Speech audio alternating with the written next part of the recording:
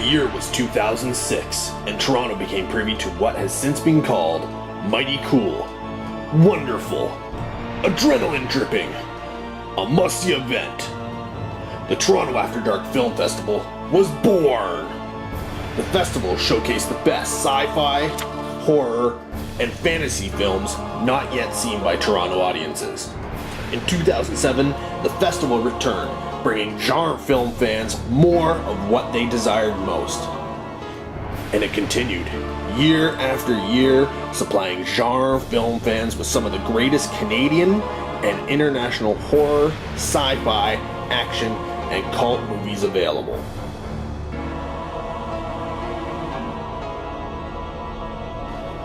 But 2011 saw something different. Along with the standard films, audiences were also treated to the diaper rating. But where did this diaper rating come from? What did it mean?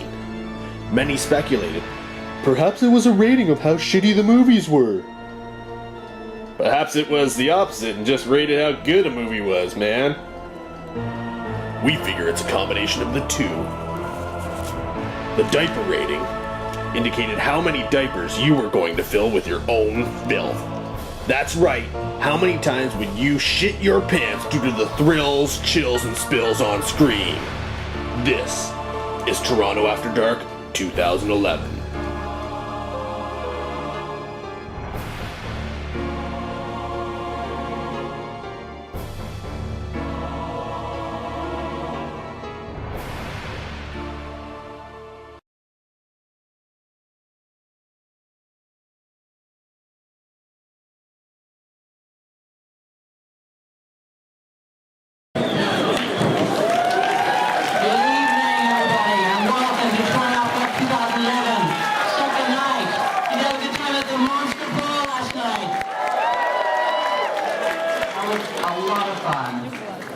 Thanks for everyone tweeting and posting about it on Facebook, and if you're on Twitter, @TadFilmFest, it's always great to tag us. And we've just posted a ton of pictures from last night's opening gala festivities on Facebook, so look them up and tag yourselves, tag all your friends. It really helps to get the word out.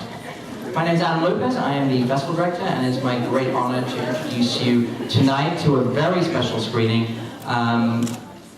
A film made locally, and we're really excited. We know a lot of you people here are involved with the film, our friends and family, and I'll be talking more about it in a moment, but we're really thrilled to be presenting tonight the Toronto theatrical premiere of Exit Humanity. Give it up for all of them.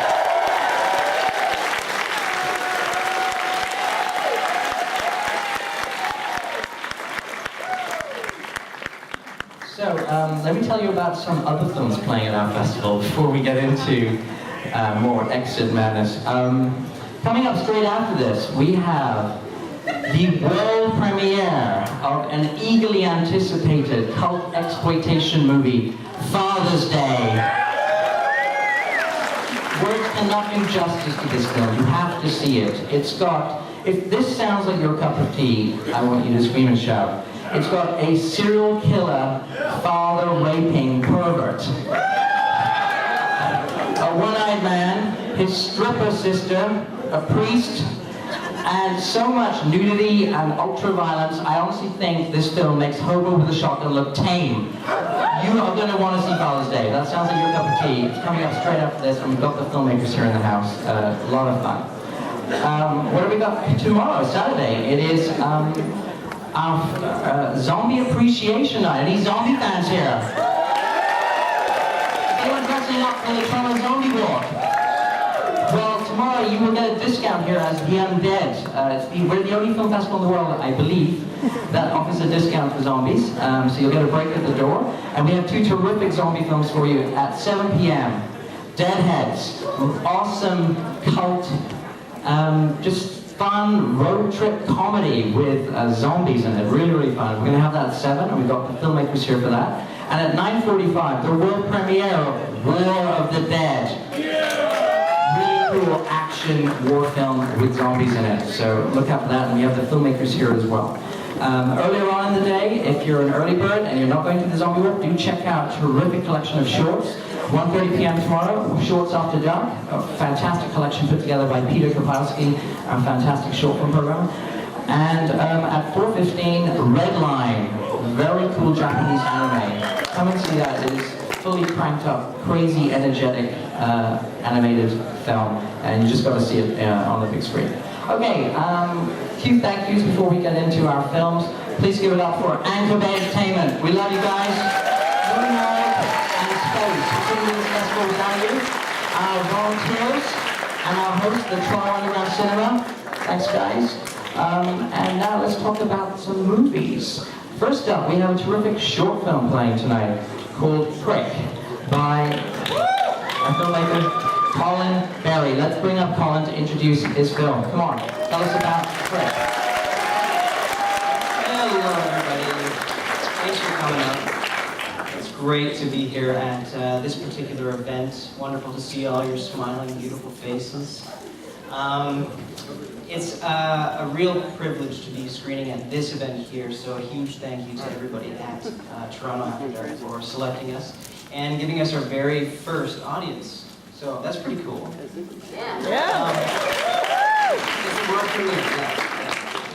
Of course, I wouldn't have anything to offer up unto you were it not for the extremely talented professionals and friends who make up the cast and crew of Prick.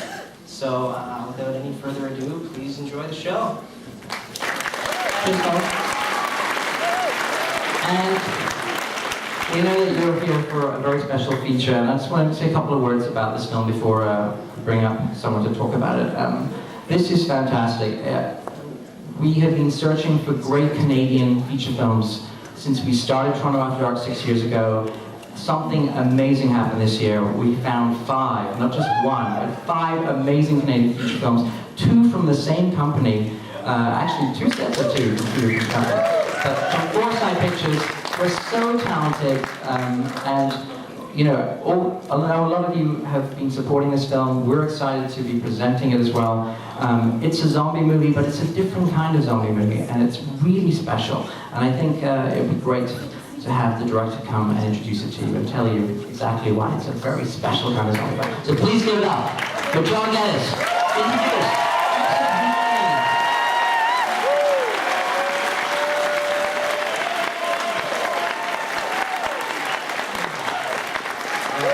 Thank you for the kind words, Adam.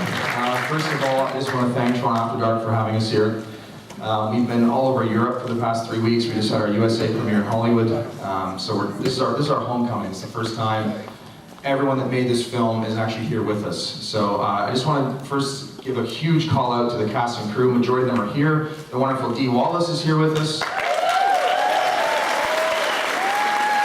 I said, the majority of our cast and crew are here with us who put in literally 500% every single day making this film. It is a special zombie film. It's a very personal film to me. It's a labor of love. It was a collection of best friends making this film. And I always wanted to make a zombie film in the tradition of an old Western, but also combine elements of fantasy. And I think above all, it's a story about hope and survival. So please enjoy. It's a 2-hour film, but it's a really magical story. So yeah, again, thank you Toronto After Dark. Thank you Anchor Bay. Thank you to my friends, family, everyone in the film. My fiance, Allison Smith, thank you. And yeah, hope you guys enjoy. Thank you. And John is going to be back for a Q&A. And we're going to have Q&A with the cast and crew, so stay around for that. It's going to be very, very special. Very last couple of messages. This film is eligible for our Audience Choice Award, as are all the feature films playing at Toronto After Dark. So you've hopefully been given little vote slips. You can also pick them up on your way out. And you can tear 5 if you love the film, and 1 if not so much. But these things do matter. And films that win the Audience Choice Award, and we give out gold, silver, and bronze, so there's 3 chances to get an award, do go on to get greater buzz, greater publicity, and distribution. So it really does make a big difference. Finally, if you could turn off your cell phones, anything digital, anything that goes beep, anything that might glow, please no glowing screens. It is a huge pet peeve of mine, and I'm sure a lot of you fans too. We really try and encourage people to turn off anything that might distract from the film. And that's about it. Stick around for a Q&A afterwards with the filmmakers. Otherwise, enjoy a terrific short film Prick, followed by Exit Humanity. Cheers. See you.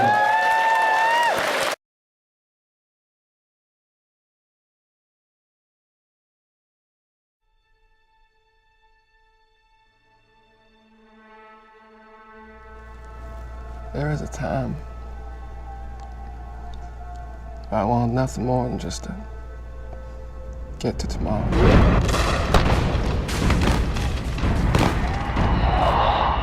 I thought I had survived the worst of days. Ain't no one can teach you how to take the life of another man. But you learn how and you live with that.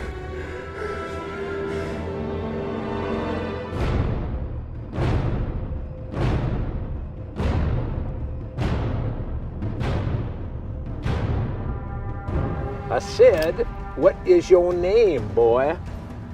Edward Young. You used to fight with us?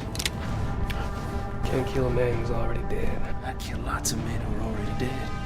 They're waiting us out one by one. This is beyond my understanding. I'm scared, sir. It is fear that has kept you and me alive this long. I know we not.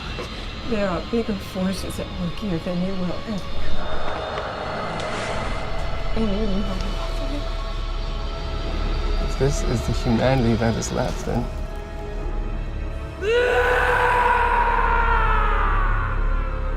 I need an exit.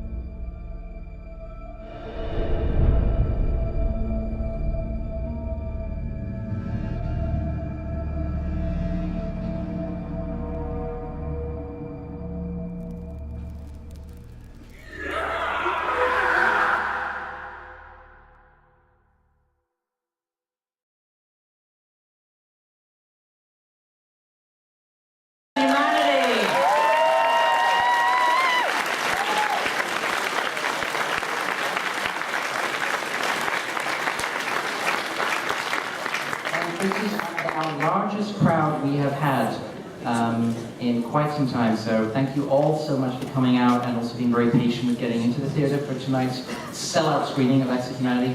And I just want a couple of notes I wanted to mention. Partly because of that, we are running a little bit behind tonight. We do have another screening coming up for a whole different set of filmmakers straight after this.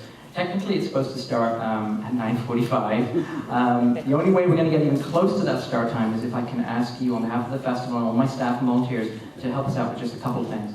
Number one, if you could please kindly take your garbage and anything you brought with you, that will save us cleaning the house and we'll be able to start a lot sooner on time. So that would be the first thing. Secondly, if you can bear with us, we are going to have a compact question session here with the filmmakers. It'll be just about 10 minutes long. I'll be hosting that myself here, and we'll keep the questions on stage. Unfortunately, because we're trying to keep things on track, we won't be opening it to the floor. But you will be able to track down these filmmakers, I'm sure, through various channels afterwards, and catch up with them that way. So we are going to have them on stage for a little fun introduction now. So please welcome to the stage, without any further ado, the very talented Director John Geddes.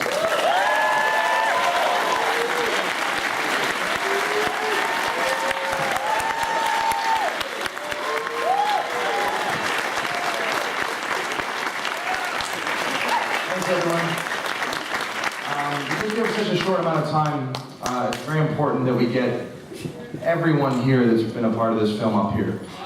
First and foremost, Jesse Cook, my bro, Matt Wheely, Cody Callahan, my brothers in crime for years. So you guys get up here, and everyone else. Hey, a round of the four applause. brothers, Dave Priceworth, Jeff Verville, you guys all know who you are, so please come up quickly. And come on up, Nate. Let's see you.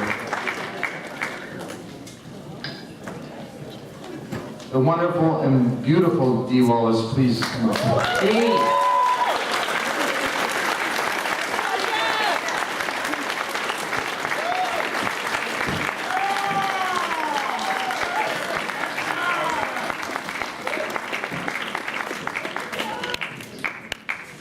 Okay, I guess that's everyone. I don't know. Well, I guess the most obvious first question is, where did you come up with this idea for a period piece zombie film with stunning animated sequences and everything else that was so wonderful about this film. Well, I've always been a huge fan of drama films. Some of my favorite films are Braveheart, Dances with Wolves, films that really touch my soul, and I always thought, you know, life is short, and I want to take every chance I can. If I'm going to make a film, I want to make it with meaning and, you know, inject any kind of meaning I can, even in a world with zombies. If you can create a message of hope and love amongst the world of zombies, I think that's something cool. So, and many zombie films have that. Yeah, I don't know. I was watching Jeremiah Johnson one day, and I was like, this is such a cool movie. It's such a despairing story about a guy just, you know, he's lived the Civil War, he moves to the hills, starts a family, and then the Indians kill his family, and then they kill his second family. And I just thought, wow, what a really rough life. I thought this would be a really cool zombie movie. Yeah. And I think the audience agrees, right? I also love fantasy. I love fantasy films like Never Ending Story, Lord of the Rings. I thought it'd be cool to combine the two, and that's how the journal and the animation, the genesis of that came to be. I just thought it'd be cool to have a character who's documenting what he's witnessing the whole film, and, you know, diving into these animated sequences. It was also dictated by the budget. A lot of that inspiration was like, we don't have a lot of money, so how can we make this cool? I thought, let's just hire an animator. But in retrospect, I underestimated how hard animation is and how grueling and time-consuming it is. So this will be my last animated. Why don't we ask Dee, what was it like to get involved with these guys and to work with them on this project? It was absolutely awesome. It was. They're all so creative and so conscious, and just what they did for me is what every young filmmaker should aspire to, really, is the depth of the creativity, and what they put on that screen for the money that they had is nothing short of brilliant, and I'm very, very proud to be a part of it.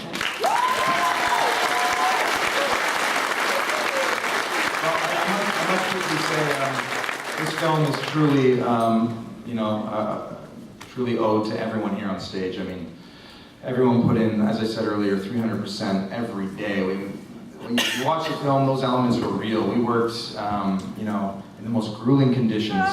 If it wasn't rain, it was snow, it was ice, it was, you know, wind, and everyone just came together, and everyone had a common goal to succeed. And I really just want to salute all of you guys for standing by me this whole time.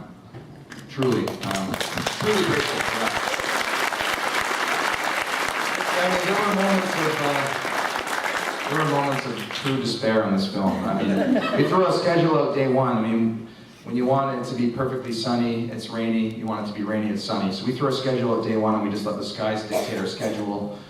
We got up at sunrises to get those cool, you know, those magic hour shots, and we shot at sunsets to get those beautiful sunset shots. So we really went out of our way to make this film look beautiful, given our budget and circumstances. But, you know, the actors, wow, I mean, geez.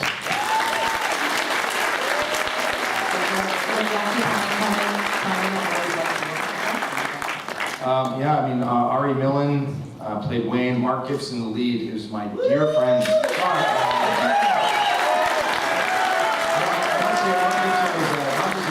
actually a true brother of mine. We've been talking about making a film together for 10 years, or about 8 years. I went to see this guy in a play at York University 8 years ago, and I was like, dude, we're gonna get an XL1, we're gonna shoot this crazy movie with you and your girlfriend, and we're here now finally, and what a talent this guy is. My buddy Jason Brown right here, this guy played Roy, but he didn't just play Roy, he built every single set on this film. And he built all the sets on Monster Brawl. So this guy's a giant. Dee Wallace, you know, an absolute childhood dream of mine. Just incredible to work with you, Dee.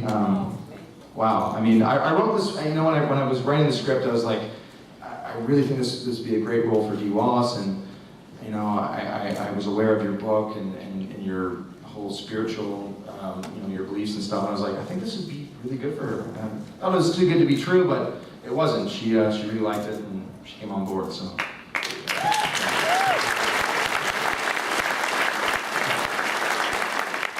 The four brothers have been with us from day one. Not much else to say, but they're brothers of ours. The composers, Nate Kreisworth, right here, Director Geddes. I met these guys literally, this was not called the score quickly, I met these guys like 2 months ago and came to them with this film. I was like, man, this score's gotta be huge, it's gotta be real, we gotta record live instruments, violas, you know, violins, cellos, timpanis, everything else. And they were like, dude, like, you got like a grand to he somehow pulled it off, and you guys heard the score, it's magnificent.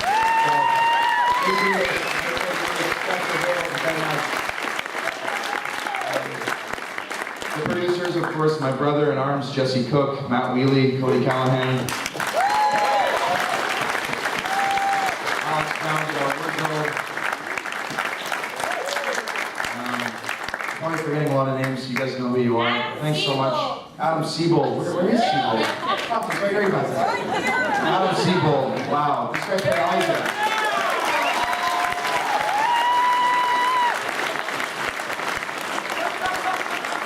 Adam Siebold played Isaac, and I met him through Mark.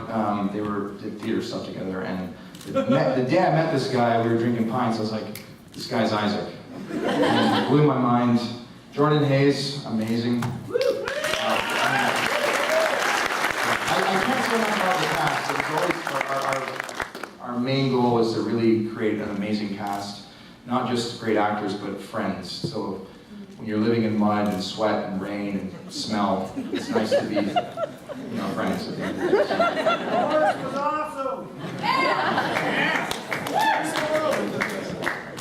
We've got time for just one thing I wanted to probe, obviously. I think we should really ask your lead actor what it was like to have this wonderful but very challenging role. One of the great things that's been coming out in the early reviews, I think you've all hopefully seen them, for this film, is how much this film also hinges very much on a very strong lead performance. And what it's terrific performance.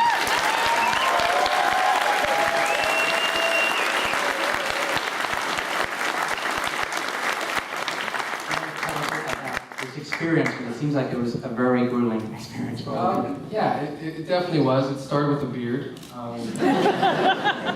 4-month beard that I grew in the summer. And it was terrible conditions. It was cold, wet, constantly, and he kind of threw me in rivers and creeks. And I was upset and miserable all the time, and he just yelled action, and that's about it. Stood there and didn't smile, and the Gore brothers made me look sad.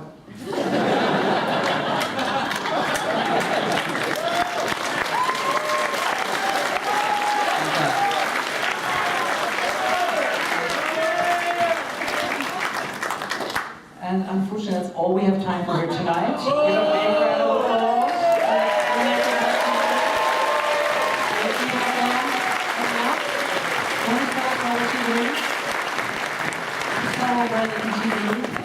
Well, Anchor Bay is distributing it, which are amazing.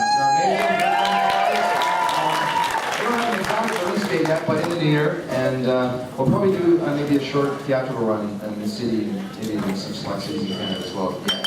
So. Thank you everyone so much for coming. Hello, friends. Please, the post about X-United. Cheers, guys.